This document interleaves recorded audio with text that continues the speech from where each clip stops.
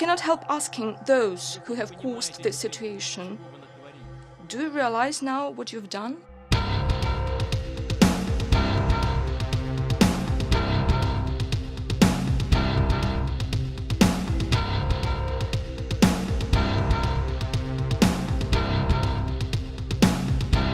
What if I told you that perhaps the biggest news story of the year so far has been completely ignored, or better put, covered up by the mainstream media? No doubt our audience wouldn't be totally surprised by that revelation. However, I think the average person on the street would be totally shocked to find out that Russian President Vladimir Putin believes a war between Russia and the United States and its NATO allies is imminent.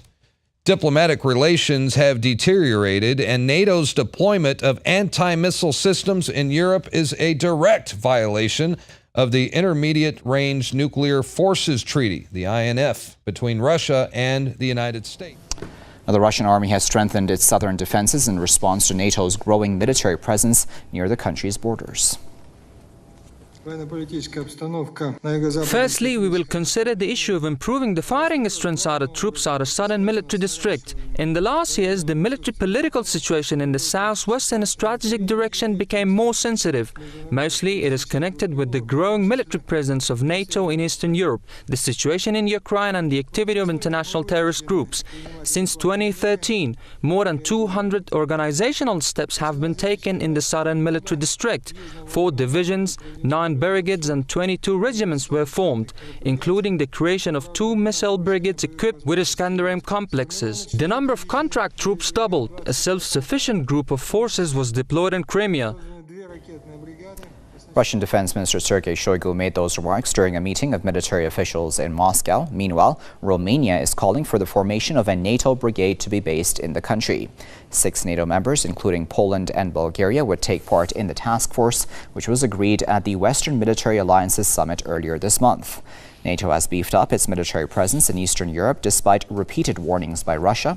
Ties between Moscow and NATO have soured since the beginning of the Ukraine crisis in 2014. The alliance blames Russia for the deadly conflict.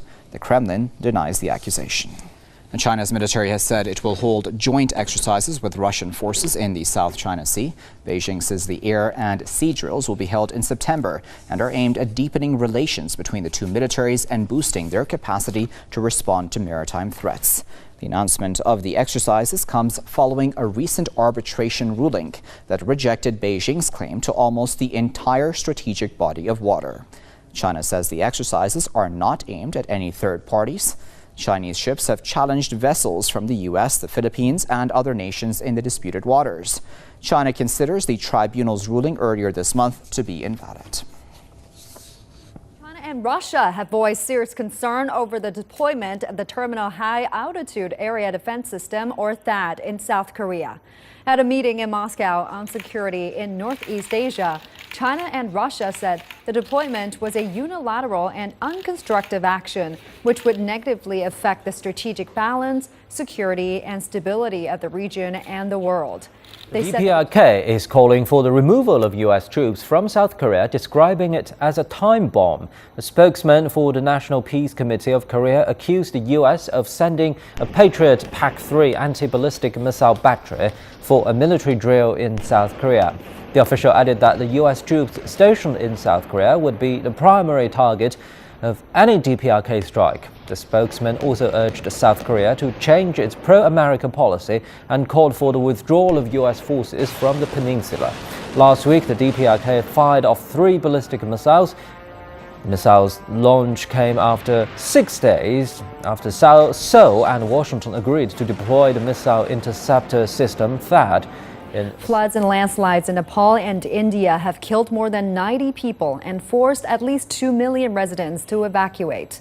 In Nepal alone, 73 people were killed. Puchen district was the worst hit area, where dozens of houses have been swept away. Elsewhere in the country, many structures like bridges were damaged by floods.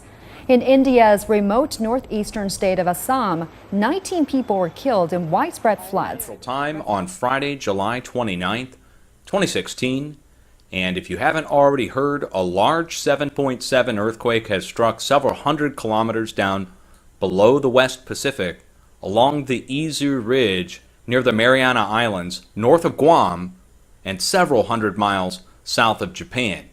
This is a large earthquake to strike down below the West Pacific, so we have to be on watch over the next few days for compensation movement to occur at a shallow level. And this means we need to watch for similar sized movement or swarms equal there too. So we may see additional sixes spread out around the area.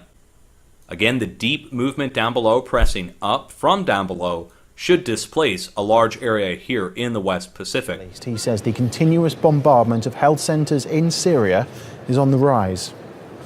The number of attacks on hospitals is completely unacceptable and completely outrageous in northwest Syria at the moment. It's happening almost every day that a health facility is attacked in some way. The International Red Cross says up to 1 million people could be forced to leave their homes in order to flee intense fighting in northern Iraq. Iraqi forces are trying to regain control of the rebel-held city of Mosul. We begin with developments on the war in Syria. The terrorist group known as Al-Nusra Front has announced that it is splitting from Al-Qaeda and giving itself a new name in an attempt to dissuade the US and Russian warplanes from targeting its fighters. Look inside Syria, where time is running out for thousands of civilians, many of them children trapped by war. Now they're being told they have a chance to flee Syria's largest city, which is under siege from government forces targeting rebel-held areas. Now to concerns over the Zika virus. Florida's governor confirmed today the first U.S. cases of the Zika virus transmitted by mosquitoes. Florida is likely the first state in the continental U.S. to see local transmission of the Zika virus. Health officials confirmed 4 infections in the Miami area. Now they're going door to door to try to stop the virus from spreading. TV 10 Drive's Brian Connenberg joins us with more. Brian, it's here. It has arrived, that's for sure, Dick and Jessica. There's no vaccine and no treatment for Zika right now, and that's why so many people are concerned across the country.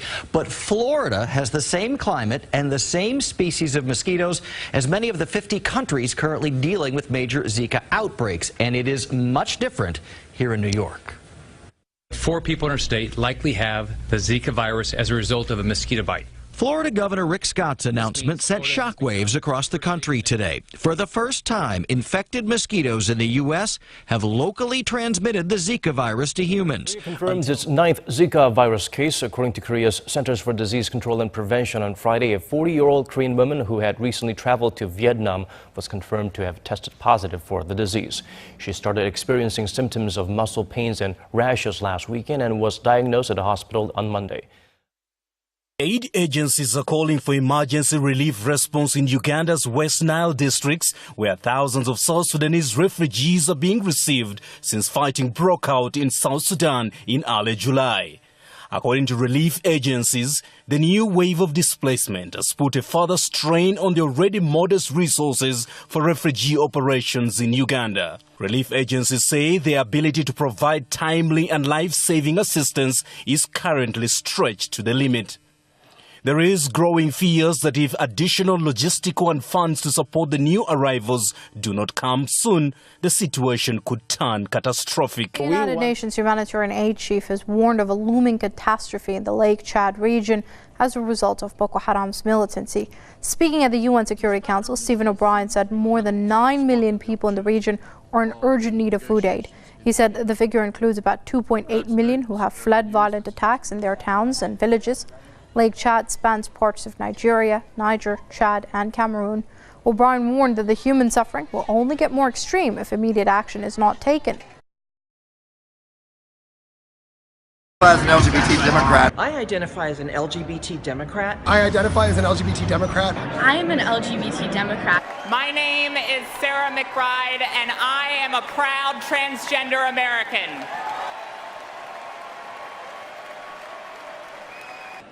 Will we be a nation where there's only one way to love, only one way to look, and only one way to live?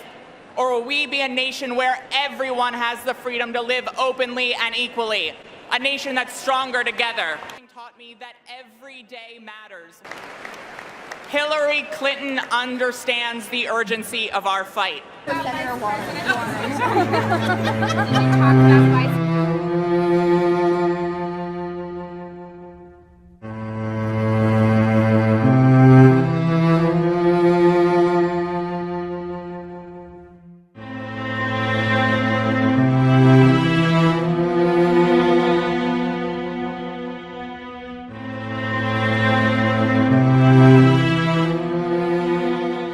Deployment of anti-missile systems in Europe is a direct violation of the Intermediate Range Nuclear Forces Treaty, the INF, between Russia and the United States. Now, the Russian army has strengthened its southern defenses in response to NATO's growing military presence near the country's borders. Firstly, we will consider the issue. No doubt our audience wouldn't be totally surprised by that revelation. However, I think the average person on the street would be totally shocked to find out that Russian President Vladimir Putin believes a war between Russia and the United States and its NATO allies is imminent. Diplomatic relations have deteriorated, and NATO's deployment.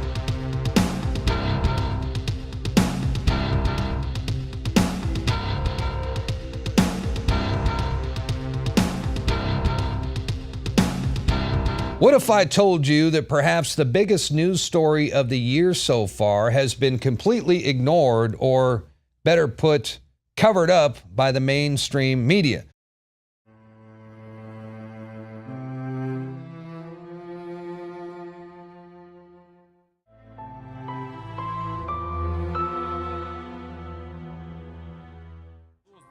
I cannot help asking those who have caused this situation, do you realize now what you've done?